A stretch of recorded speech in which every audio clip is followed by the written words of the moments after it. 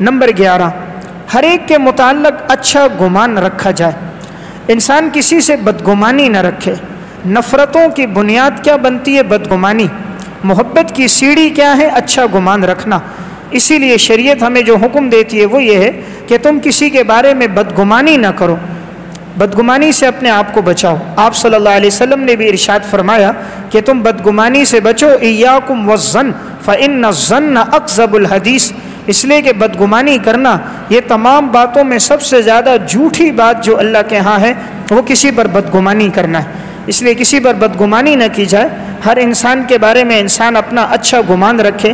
کسی کو کسی کے ساتھ چلتا دیکھے، ممکن ہے وہ اس کی ماں، ہمشیرہ، اس کی اہلیہ، اس کی بہن ہو، فوراً اس کے بارے میں کوئی غلط فیصلہ، غلط جملہ نہیں کہہ دینا چاہیے جس سے اپنی آخرت انسان تباہ کر دے۔ نمبر 12، دوسروں کے لیے وہی پسند کریں جو اپنے لیے پسند کرتے۔ جب انسان محبوب بننا چاہتا ہے اس کے لیے معیار ایک رکھے۔ ہم اپنے لیے معیار کچھ رکھتے ہیں، دوسروں کے لیے کچھ رکھتے ہیں۔ اپنے لیے چاہتے ہیں ہر اچھی چیز ہمیں ملے، اور دوسروں کے لیے ہر گھٹیا چیز کا سودا کر رہے ہوتے ہیں۔ اسی لیے آپ صلی اللہ علیہ وسلم نے فرمایا لا یؤمن احدکم حتی یحب لاخیہ ما یحب لنفسہ، تم میں سے کوئی انسان اس وقت تک مسلمان نہیں ہوگا جب تک وہ دوسرے کے لیے وہ چیز پسند نہ کرے جو وہ اپنے لیے پسند کرتا ہے۔ جب یہ معیار زندگی میں آتا ہے انسان سب سے زیادہ محبوب انسان بن جاتا ہے۔ ایک صحابی ہیں جریر بن عبداللہ بجلی رضی اللہ تعالیٰ عنہ، صحیح مسلم میں روایت ہے، فرماتے ہیں بایعت رسول اللہ صلی اللہ علیہ وسلم علی اقام الصلاۃ و ایتاء الزکاۃ والنصح لکل مسلم، میں نے آپ صلی اللہ علیہ وسلم کے ہاتھ پر بیعت کی تھی 3 چیزوں پر، نماز کو قائم کرنا، زکوٰۃ ادا کرنا، ہر مسلمان کے ساتھ خیر خواہی کرنا۔ اب فرماتے میں نے ان تینوں چیزوں کا ہمیشہ اہتمام کیا، نماز کا بھی بڑا اہتمام تھا، ان کی زندگی میں زکوٰۃ کا بھی بڑا اہتمام، اور ہر مسلمان سے بڑی خیر خواہی تھی۔ امام نووی نے شرح مسلم میں بھی اور تہذیب الاسماء واللغات اور دیگر کتب کے اندر بھی یہ واقعہ موجود ہے۔ حضرت جریر بن عبداللہ نے اپنے غلام کو بھیجا گھوڑا خریدنے کے لیے، وہ گیا، اس نے گھوڑا دیکھا، گھوڑے کے مالک کو چونکہ وہ گھوڑا کہیں میراث میں ملا تھا یا کسی نے ہدیے میں دیا تھا، اسے اصل قیمت کا پتہ نہیں تھا۔ پوچھا گھوڑا کتنے کا فروخت کرو گے؟ کہا 300 درہم میں۔ تو وہ گھوڑا لے کر آئے، جریر بن عبداللہ کو دکھایا، انہیں پسند آیا، انہوں نے گھوڑے پہ چکر لگایا تو سمجھ گئے کہ گھوڑے کی قیمت تو زیادہ ہے۔ شاہ سوار صحابی تھے، مجاہد صحابی تھے، کہا یہ گھوڑے کی قیمت کم بتا رہے، قیمت زیادہ ہے۔ جب وہ مالک آیا کہا اس کی قیمت زیادہ ہے، کہا حضرت 400 درہم دے دو، فرمایا نہیں زیادہ ہے، کہا 500 دے دو، کہا زیادہ ہے، کہا 600 دے دو۔ اس نے کہا شاید آپ مجھ سے مذاق کر رہے ہیں، میں 300 میں دے رہا تھا اور آپ کہتے ہو نہیں 600 سے بھی زیادہ ہے۔ آخر حضرت جریر بن عبداللہ نے 800 درہم میں وہ گھوڑا خریدا۔ خریدنے کے بعد یہ حدیث سنائی کہ میں نے آپ صلی اللہ علیہ وسلم سے سنا تھا، جب میں نے حضور کے ہاتھ پر بیعت کی ہر مسلمان کے ساتھ خیر خواہی کرو، اور خیر خواہی کا تقاضا یہ تمہیں اصل قیمت کا نہیں پتہ تو میں تمہیں گھوڑے کی اصل قیمت ادا کروں۔ تو یہ ہے دوسروں کے لیے وہ چیز پسند کرنا جو انسان اپنے لیے پسند کرتا ہے تو اللہ تعالیٰ اسے معاشرے میں عزت عطا فرما دیتا ہے۔ جو دوسروں کے لیے نقصان چاہتا ہے اسے نقصان ہوتا ہے، جو دوسروں کے لیے نفع چاہتا ہے اللہ اسے بھی نفع دیتا ہے۔ ابن خریف رحمۃ اللہ علیہ ایک تاجر گزرے، انہوں نے ایک شخص کو اپنے ساتھ کپڑے کے کاروبار میں رکھا تھا، احمد بن طبیب ان کا نام تھا۔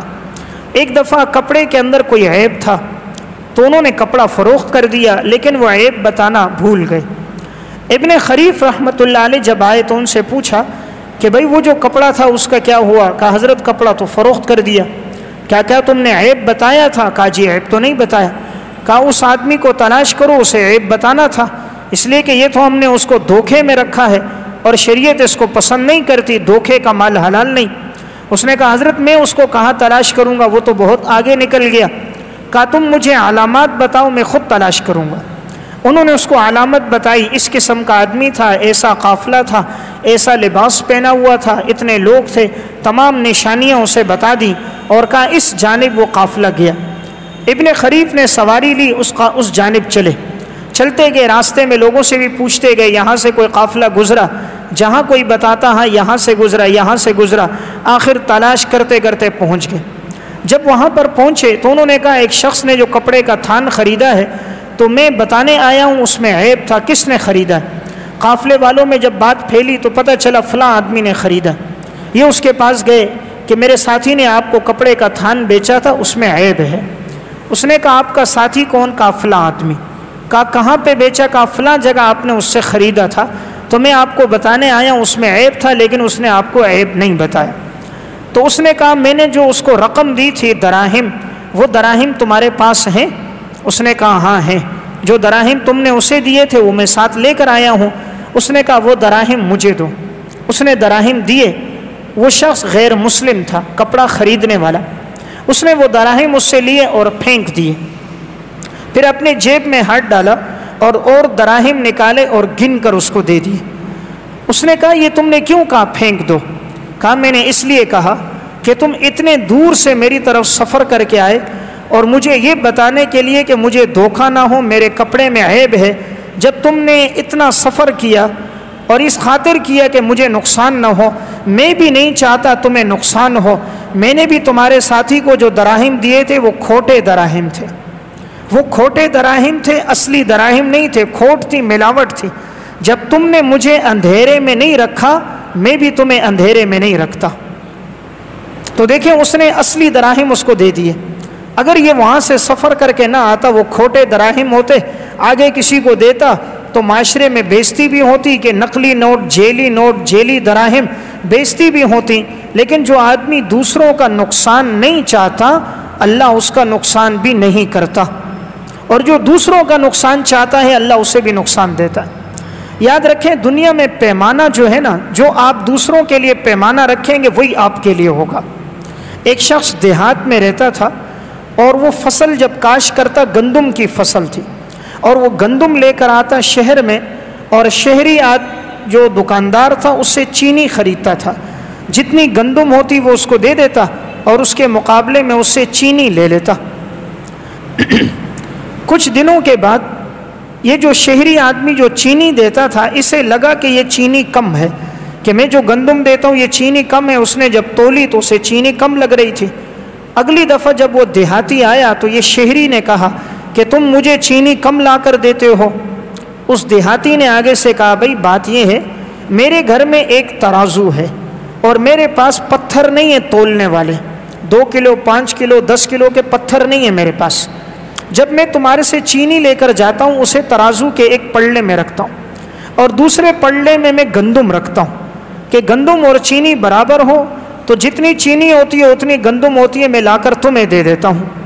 تو اب شہری کو پتہ چلا کہ اصل دھوکہ میں دے رہا تھا، میں اس کو چینی کم دیتا تھا، اس لیے مقابلے میں وہاں سے گندم بھی کم آتی تھی.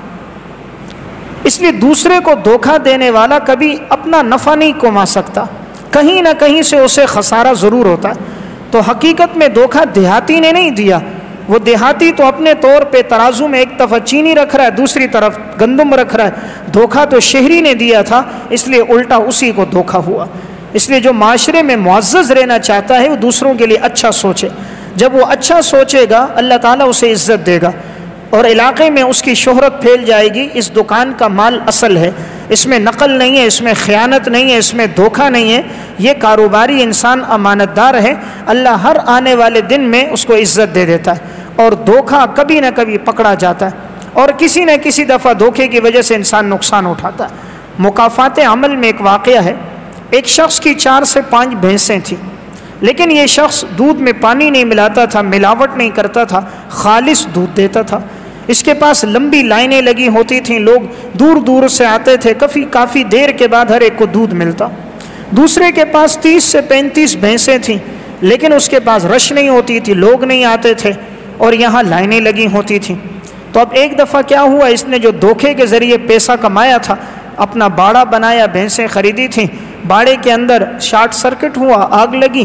آگ لگنے کے بعد وہ اتنی تیزی سے آگ بڑھی کہ 7 سے 8 بھینسیں جل کر مر گئیں اور بہت بڑا مالی نقصان بھی ہوا. حرام راستے سے کمایا ہوا مال سارا کا سارا ضائع ہو گیا. حلال سے کمایا ہوا مال اللہ ضائع نہیں کرتا، حرام سے آیا ہوا مال بچتا نہیں، وہ جس راستے سے آتا ہے اس راستے سے چلا جاتا ہے. تو دوسروں کو نقصان دینے والا اپنے آپ کو حقیقت میں نقصان دیتا. اس لیے معاشرے میں معزز بننا ہے، ہر انسان دوسرے کے لیے وہ معیار رکھے جو معیار وہ اپنی ذات کے لیے رکھتا ہے. نمبر 13، دوسروں کی حوصلہ افزائی کرتے رہیں۔ ہم یہ چاہتے ہیں لوگ ہمیں عزت دیں، لوگ تب عزت دیں گے جب آپ دوسروں کی خوبیوں پر ان کی حوصلہ افزائی کریں۔ اللہ تعالیٰ نے اگر کسی میں خوبی رکھی ہے، نماز کی، عبادت کی، سچ بولنے کی، طہارت کی، انسان اس کی تعریف کرے، اس خوبی پر اس کا ساتھ دے، اچھے الفاظ میں اس کا تذکرہ کرے، حوصلہ افزائی سے وہ مزید آگے بڑھے گا اور اس کے دل میں اس انسان کی محبت آئے گی۔ اور اگر یہ ہر وقت تنقید کرتا رہے گا تو دوسرے کے دل میں اس کی نفرت آئے گی۔ نمبر 14، دوسروں کی خوبیوں پر ان کی تعریف کریں۔ انسان سب سے زیادہ خوش اپنی تعریف پر ہوتا ہے۔ دیکھیں، جانور جو پھولتا ہے وہ کھانے سے، انسان جو پھولتا ہے وہ اپنی مدح اور تعریف سے۔ اللہ نے انسان کو کان 2 دیے، زبان 1 دی۔ یہ اشارہ تھا وہ بولے کم سنے زیادہ، اس لیے انسان جتنی مدح کی بات سنتے ہیں اسے خوشی ہوتی، اس لیے دوسروں کی اچھی بات پر ان کی تعریف کرنی چاہیے، اچھی خوبیوں کا اظہار کرنا چاہیے۔ آپ صلی اللہ علیہ وسلم کی بھی زندگی میں وصف تھا، آپ جس میں جو خوبی دیکھتے بتاتے۔ ابو بکر میں دیکھا صداقت، آپ نے صدیق کا لقب دیا۔ حضرت عمر میں خوبی تھی، فاروق ہے۔ حضرت عثمان کی زندگی میں سخاوت تھی تو غنی ہے۔ حضرت علی کی زندگی میں شجاعت، بہادری تھی تو انہیں بھی لقب ملا۔ حضرت ابو عبیدہ بن جراح امین هذه الامہ، اس امت کے سب سے بڑے امانت دار۔ ابی ابن کعب کو آپ نے لقب دیا اقرا، سب سے بڑا قاری ابی ابن کعب ہے۔ معاذ بن جبل جو ہے وہ حلال اور حرام کے مسائل کو جاننے والے۔ زید بن ثابت میراث کے مسائل کو جاننے والے۔ ہر ایک کی آپ نے تعریف کی۔ تو ہر انسان میں بعض خوبیاں ہوتی ہیں، انسان کو چاہیے ان خوبیوں کا لحاظ رکھ کے اس کی تعریف کرے، اور اگر اس میں کوئی خامی ہے تو تنہائی میں بتائے۔ مسلمان کی مثال آئینے کی ہے، آئینہ شور نہیں کرتا، دوسرے کو بتاتا نہیں ہے، ہر آئینہ ہر انسان کو اس کی خامی تنہائی میں بتاتا۔ تو ایک مسلمان دوسرے کو اس کی خامی تنہائی میں بتائے، اس کی تشہیر نہ کرے، ہاں اس کی تعریف مجلس میں کرے۔ ہم الٹا چلتے ہیں، کسی کی مذمت کرنی ہو تو مجلس میں کرتے ہیں، مدح و ثنا کرنی ہے تو تنہائی میں کرتے ہیں۔ اس لیے معاشرے کے اندر ہر ایک کے دل میں دوسرے کے لیے نفرت ہے، تو محبت چاہیے تو خوبیوں پہ تعریف ہو۔ نمبر 15، دوسروں کی مذمت نہ کریں۔ یہ بات بات پر مذمت کرنا، ہر ایک پر نکتہ چینی کرنا، یہ اللہ اور اللہ کے رسول کو پسند نہیں۔ بعض لوگوں کا مزاج ہوتا ہے، کسی مجلس میں بیٹھیں گے تو دوسروں پہ مذمت شروع کر دیں گے، ان کی برائیاں بیان کریں گے، آپ میں فلاں برائی، فلاں برائی، فلاں برائی، فلاں برائی۔ حالانکہ ہر انسان میں سب خوبیاں نہیں ہوتی، بعض میں بعض خامیاں بھی ہوتی ہیں، تو مذمت کی وجہ سے دوسرا انسان اس سے محبت نہیں کرتا۔ اس لیے مذمت نہ کی جائے، دوسرے میں جو بات دیکھے تو انسان تعریف کرے تو دوسرے کے دل میں اس کی محبت آتی ہے۔ نمبر 16، دوسروں میں بڑائی کا احساس پیدا کریں۔ دوسروں میں بڑائی کا احساس پیدا کریں، اس کا مطلب یہ ہے ہر انسان میں جو خوبی ہے اس کا اظہار کریں۔ ایک استاد ہے، وہ شاگرد میں یہ کہتا ہے اللہ نے آپ کو بڑی خوبی دی ہے، آپ کی ذہانت اچھی ہے، آپ کا حافظہ اچھا ہے، اگرچہ وہ کمزور بھی ہو تو وہ پڑھنے لگ جاتا ہے کہ میرے استاد نے کہا، وہ محنت شروع کر دیتا ہے۔ والد جب بیٹے سے کہتا ہے بیٹا اللہ نے آپ میں بڑی خوبیاں رکھی ہیں، بڑی پڑھائی رکھی ہے، حافظہ دیا ہے، اللہ نے آپ کو نوازا ہے، وہ بچہ محنت کرنا شروع کر دیتا ہے۔ اور جب استاد اور والد سختی کرے بجائے خوبیوں کے وہ ان پہ مذمت شروع کر دیں تو بچے کی حوصلہ شکنی ہوتی ہے، وہ آگے نہیں بڑھتا۔ اس لیے کامیاب استاد وہ ہوتا ہے جو اپنے طالب علم کی تعریف کرتا ہے، اسے انعام دیتا ہے، تو بچہ انعام پر خوش ہو کر آگے بڑھنے کا اس میں جذبہ پیدا ہو جاتا ہے۔ اور وہ انسان اور والد ناکام رہتا ہے جو اپنے بیٹے کو ہر جگہ ذلیل و رسوا کرتا ہے، اپنے بیٹے کی بےزتی کرتا ہے، تو اس وجہ سے بیٹے کے دل میں والد کی محبت، شاگرد کے دل میں استاد کی قدر نہیں رہتی۔ اس لیے انسان قدردانی کرے، بڑا ہے والد کا درجہ دے، چھوٹا ہے اولاد کا درجہ دے، معاصر ہے دوست کا درجہ دے، تو اس کے دل میں محبت باقی رہے گی۔ نمبر 17، مجلس میں کسی کی بات نہ کاٹیں۔ ایک انسان بیٹھا ہے، 5-6 ساتھی ہیں، بات کر رہے ہیں، اب وہ بات کر رہا ہے، یہ اس کی بات کو کاٹ رہا ہے، وہ بات کر رہا ہے، یہ درمیان میں بات کر رہا ہے، اس کے دل میں اس کے لیے نفرت پیدا ہوتی ہے۔ انسان چاہے کہ محبوب بنے، دوسروں کی بات تسلی سے سنے، لیکن بڑے افسوس کی بات ہے آج 4 آدمی کھڑے ہوں گے، 3 بول رہے ہوں گے، دوسرے کی بات سننا کسی کو گوارا نہیں، ادھر سے یہ بھی بولے گا وہ بھی بولے گا، سنے گا کوئی نہیں، بولیں گے سب۔ حالانکہ کان 2 ہیں، زبان 1 ہے، سنو زیادہ، بولو کم۔ زیادہ بولنے والا زیادہ لغزشیں کرتا ہے، اور کم بولنے والے سے غلطیاں کم ہوتی ہیں، زیادہ سننے والے میں نکھار پیدا ہوتی ہے۔ جو زیادہ بڑوں کی بزرگوں کی مجلس میں بیٹھ کے سنتا ہے اس کی شخصیت بنتی ہے۔ اس لیے کسی مجلس میں جائیں تو آدمی دوسروں کی بات سنے، بزرگوں کے تجربات سنے، دادا دادی والد کے تجربات سنے، علماء کی مجلس میں بیٹھے ان سے سنے۔ بعض دنیا دار ساتھی علماء کے سامنے بیٹھ کر اپنی بات شروع کر دیں گے، نیک لوگوں کی صحبت میں بیٹھ کر اپنی کہانیاں شروع کریں گے، ان سے سیکھیں گے نہیں۔ اس لیے انسان جہاں جائے بولے کم، سیکھنے کا جذبہ ہو، اللہ اسے خوبیاں عطا فرماتے ہیں۔ جو دوسروں کی بات کاٹتا ہے دوسروں کے دل میں محبت نہیں رہتی۔ اس لیے بات سنیں تحمل کے ساتھ، جیسے ہم چاہتے ہیں کہ ہماری بات دوسرا سنے، دوسرا بھی چاہتا ہے کہ میری بات بھی لوگ سنیں۔ نمبر 18، سچائی اور امانت داری کا اہتمام کیا جائے۔ انسان یہ چاہے معاشرے میں معزز بنے، سچ بولے۔ سچ بولنے والے کے دوست زیادہ ہوتے ہیں۔ سچ بولنے والے سے ہر انسان محبت کرتا ہے، جھوٹے سے کوئی محبت نہیں کرتا۔ اور جھوٹ کے اپنی ایک سیاہی ہوتی ہے جو انسان کے چہرے پہ چھائی جاتی ہے، اور ایک جھوٹ بولنے کے لیے پھر اس کو کئی جھوٹ بولنا پڑتے ہیں، گناہ در گناہ کرتا ہے۔ سچا آدمی معاشرے کا معزز انسان بنتا ہے، ہر ایک کو معلوم ہوتا ہے یہ سچ بولنے والا۔ بعض ساتھی بولتے ہیں جی سچ ہم بولیں گے لوگوں کے دل ٹوٹیں گے، سچ بولیں گے لوگوں کے دل شکنی ہوگی۔ آپ صلی اللہ علیہ وسلم نے ساری زندگی سچ بولا، کسی کے دل شکنی نہیں ہوئی۔ سچ بولنے سے دل شکنی نہیں ہوتی، سچ بولنے سے دل بنتے ہیں، دل جڑتے ہیں۔ جھوٹ بولنے سے دل ٹوٹتے ہیں۔ آپ نے وقتی طور پہ جھوٹ بول کے اسے خوش کیا، لیکن جب بعد میں وہ بات اس کے سامنے آئے گی اس کے دل سے آپ کی محبت ختم ہو جائے گی۔ جھوٹ کبھی چھپتا نہیں ہے، کبھی نہ کبھی سامنے آ جاتا ہے۔ اس لیے جب بھی سامنے آئے گا دوسرے کے دل میں کدورت اور نفرت آئے گی۔ انسان اپنی زندگی میں سچائی کو لے کر آئے۔ اس لیے حدیث میں آتا ہے جو سچ بولتا ہے اللہ کے ہاں اس کو صدیقین میں لکھ دیا جاتا ہے۔ جھوٹ بولنے سے منہ سے ایک بدبو خارج ہوتی ہے، فرشتے اس سے نفرت کرتے ہیں۔ سچ بولنے والے کی زبان میں مٹھاس ہوتی ہے، جھوٹ بولنے والا آدمی کے مٹھاس نہیں، لذت نہیں ہوتی، دوسرے کے دل میں اس کی نفرت پہلے سے آ جاتی ہے۔ سچ بولنے والے کی دوسرے کے دل میں محبت پہلے سے آتی ہے۔ تو اللہ کا بھی ایک نظام ہے نا، جو شریعت پہ چل رہا ہوتا ہے اللہ معاشرے میں عزت دیتا ہے، جو اس سے ہٹ کر چلتا ہے اللہ نفرت ڈال دیتا ہے۔ اس لیے انسان کوشش کرے سچ بولنے کو، امانت داری کو اپنی زندگی کا حصہ بنائے۔ نمبر 19، دوسروں کے عیوب پہ پردہ ڈالے۔ جس طرح ہم یہ چاہتے ہیں ہمارے عیوب پہ پردہ ہو، ہمارا راز کوئی فاش نہ کرے، دوسرا مسلمان بھی چاہتا ہے میرے عیوب پہ پردہ ہو۔ اس لیے اگر ہم چاہیں ہم معزز بنیں، کسی کا عیب دیکھ لیں اس پہ پردہ ڈال دیں۔ حدیث میں آتا ہے آپ صلی اللہ علیہ وسلم نے فرمایا من رآ عورتن فسترہا کان کمن احیا موعودتن، جو جس میں عیب دیکھے اور اس کو چھپا لے اس کا اتنا ثواب ہے جس طرح زندہ درگور کی ہوئی بچی کو بچانے کا ثواب ہے۔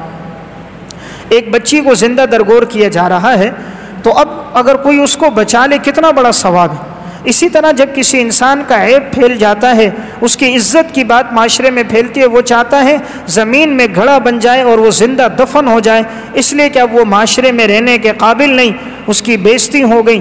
تو اس لیے چاہیے انسان کسی میں عیب دیکھے اس کو چھپا لے، اپنے دل میں ایک قبرستان بنا دے، دوسروں کی خامیاں کوتاہیاں عیوب کو دفنائے۔ ایسا آدمی معزز ہوتا ہے۔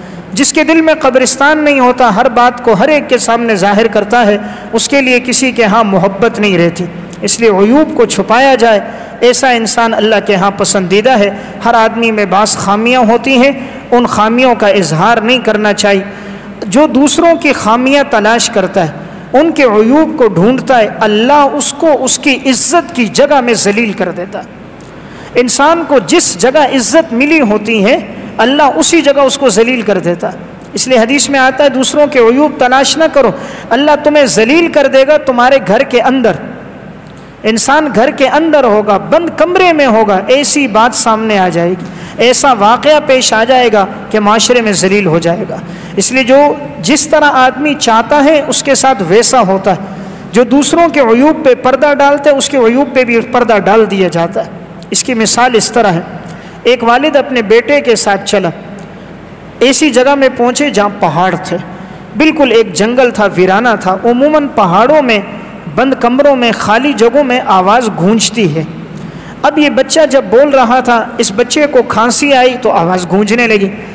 اس بچے نے جملہ کہا اللہ اکبر، تو جواب میں وہی اللہ اکبر کی آواز آئی۔ اس نے پوچھا تم کون ہو؟ جواب میں وہی آواز تم کون ہو۔ اس نے کہا میرے سامنے آؤ، جواب وہی آیا میرے سامنے آؤ۔ اب بچہ یہ سمجھ رہا ہے یہ کون کہہ رہا ہے، جو میں کہتا ہوں وہی آواز آتی ہے۔ اپنے والد سے کہا کہ ابا جی یہ کون ہے، جو میں کہتا ہوں وہ بھی کہتا ہے۔ والد نے آگے سے 3 جملے کہے۔ والد نے ایک جملہ کہا بیٹا دوسروں کی عزت کرو تمہاری عزت ہوگی، وہی جملہ واپس آیا دوسروں کی عزت کرو تمہاری عزت ہوگی۔ والد نے دوسرا جملہ کہا دوسروں کے عیوب پہ پردہ ڈالو تمہارے عیوب پہ اللہ پردہ ڈالے گا، وہی جملہ لوٹ کر آیا دوسروں کے عیوب پہ پردہ ڈالو اللہ تمہارے عیوب پہ پردہ ڈالے گا۔ والد نے تیسرا جملہ کہا بیٹا اللہ کے فرما بردار بنو معاشرے میں معزز بن جاؤ گے، وہی جملہ لوٹ کر آیا بیٹا اللہ کے فرما بردار بنو معاشرے میں معزز بن جاؤ گے۔ اس نے کہا ابا جی یہ کون ہے، جو بات آپ کہتے ہو میں کہتا ہوں وہ بھی وہی کہتا ہے۔ والد نے کہا بیٹا بات یہ ہے کہ یہ معاشرہ ہے، جیسا تم دوسروں کے لیے رویہ اختیار کرو گے ویسا تمہارے ساتھ ہوگا، جیسا معاملہ تمہارا دوسروں کے ساتھ ہوگا وہی معاملہ اللہ کا تمہارے ساتھ ہوگا۔ تم دوسروں کو عزت دو گے تمہاری عزت ہوگی، دوسروں کے عیوب پہ پردہ ڈالو گے تمہارے عیوب پہ پردہ ہوگا، دوسروں کے لیے اچھا سوچو گے لوگ تمہارے لیے اچھا سوچیں گے۔ اس لیے میں نے ایک بات عرض کی، جب انسان دوسروں کے پردوں پر عیوب ڈالتا ہے اللہ رب العزت اس پہ بھی پردہ ڈال دیتا ہے۔ نمبر 20، ہر آنے والے مہمان کی عزت کریں۔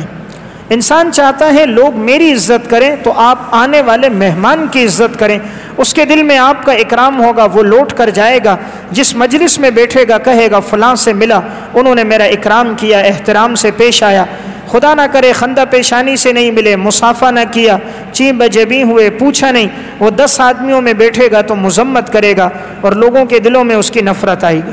اس لیے انسان معزز بنے، ہر آنے والے مہمان کا اکرام کرے۔ حدیث میں بھی حکم ہے من کان یؤمن باللہ والیوم الآخر فلیکرم ضیفہ، جو اللہ اور آخرت پہ ایمان رکھے اسے چاہیے کہ مہمان کا اکرام کرے۔